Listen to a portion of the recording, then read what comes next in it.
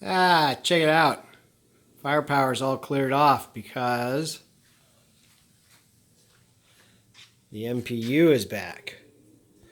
So we're going to take a minute and get these put in today and see how things go, which I have to admit makes me just a smidgen nervous, even though this should be pretty cut and dried and all of that good stuff. Man, every time I film stuff, it just never goes right. So I don't know. Let's do it.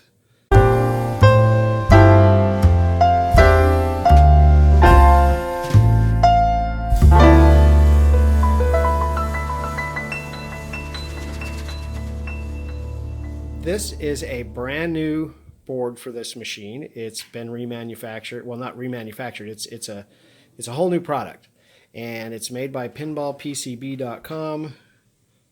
See if I can get in here so you can see his little logo there. And so they serviced it for me. It was 25 bucks, and now it's back. This will replace the original MPU. And if you don't want to replace the MPU and the driver board both, you don't have to, because it still uses the same connector. However, they've added the addition of a ribbon connector, because this is historically a very crappy spot on these boards over time. So I'm going to put the two together and get it put in. And I might even have a body here to hold the camera today, so you can maybe see a couple things a little different. Anyhow, let's put these together. Okay, so here is the MPU, and this is the driver board. They're actually upside down from how they go on the machine, but to put them together, it's pretty simple, where there's all these pins here that just need to go into all these little sockets. So just get it all lined up and press together nice and firm. Make sure that looks good from the bottom. Heck no, I can go a lot further. There it is.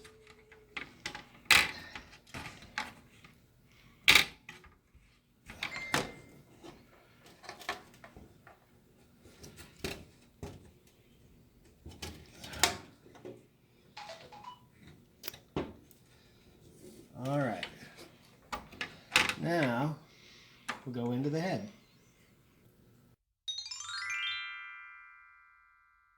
So I almost forgot, there's also this ribbon that I had talked about, which bypasses this, that I need to connect. So let's see if I can do this while filming at the same time. Pretty simple. Okay, now we'll get them up in place. So if you're not sure how you get into the head of a pinball machine you've never seen, typically there's a lock that's either going to be on the side or up top. Mine are always unlocked, and all you have to do from there is just lift the glass up and pop it out and out of the way. From there, all you got to do is lift the latch and open it up. So this machine looks pretty much exactly like that machine next to it, Gorgar, only this is a different machine. This has a brand new power board in it also. So now I just got to get these mounted in there and connect all the clips, and we'll tune in after that's done. So the board is in place, the boards, the pair of them, and now all that's left is to reconnect all of these connections, and they're pretty easy to not screw up, because if you'll notice, that one's missing a pin there, and that one's missing a pin there. This will focus very well. And on the connectors, I don't know if this will show, but yeah, there it shows.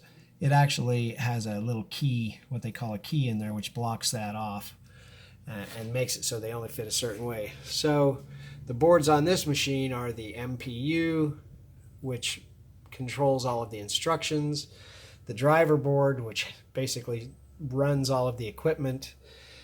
You've got the power board. This is, again, a new power board, which is really awesome. The originals aren't nearly as fancy as this. the sound board right there, and then the speech board. So now let me connect all of these connections. We'll cross our fingers and hope everything is golden. Well, everything's all connected. So now comes the scary part. Now is when we turn it on. See how everything does. And like I say, normally I'm not worried about this. I've done it countless times, but this time I'm filming it. I'm reaching under and I'm flipping the switch. Not too sure. Let's make sure how things are going. I've got an issue going on right there. Something's not getting power. So I may have a blown fuse. It's not focusing because of that cord. So that's one nice thing about this is it tells you everything. And 24 DC, I'll check the fuses here. And we're in attract mode though, but there's definitely something not going to be working. Let's check the displays. Yeah, displays are all on.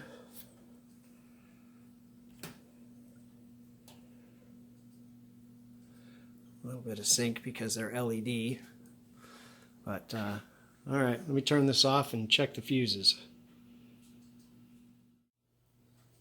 Well, got a blown fuse.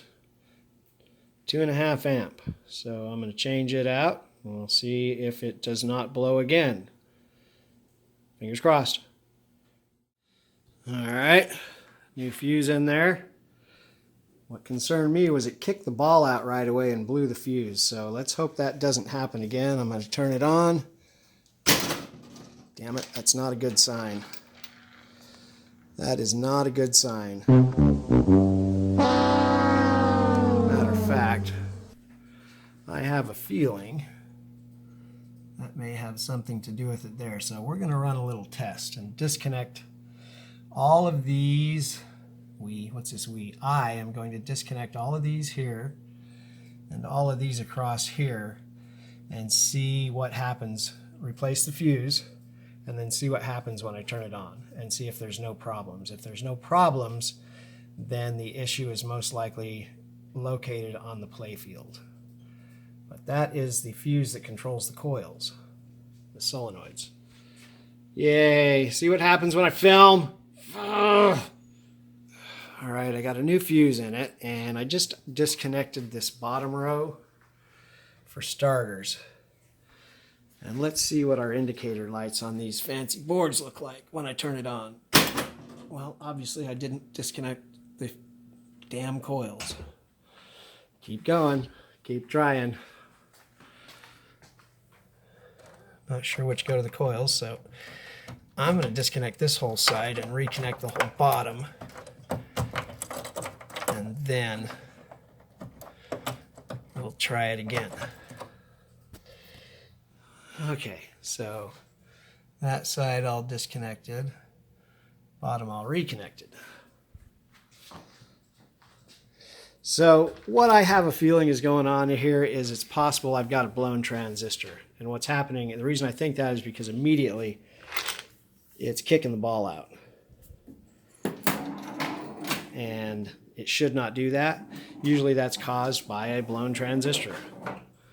So, you know, new board, old board, they all still come down to transistors at some point. So it happens. Let's see what happens when I turn it on.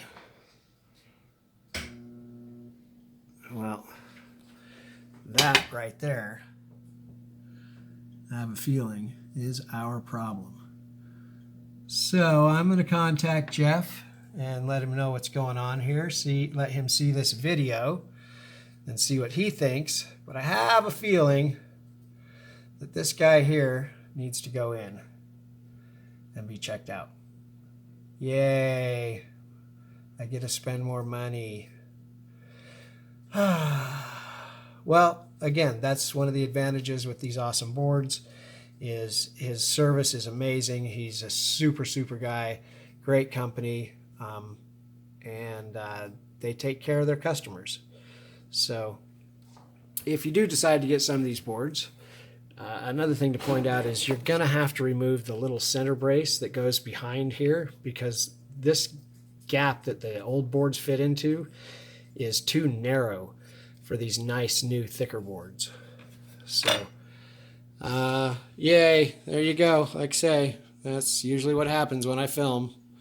Awesome. So cool. So great.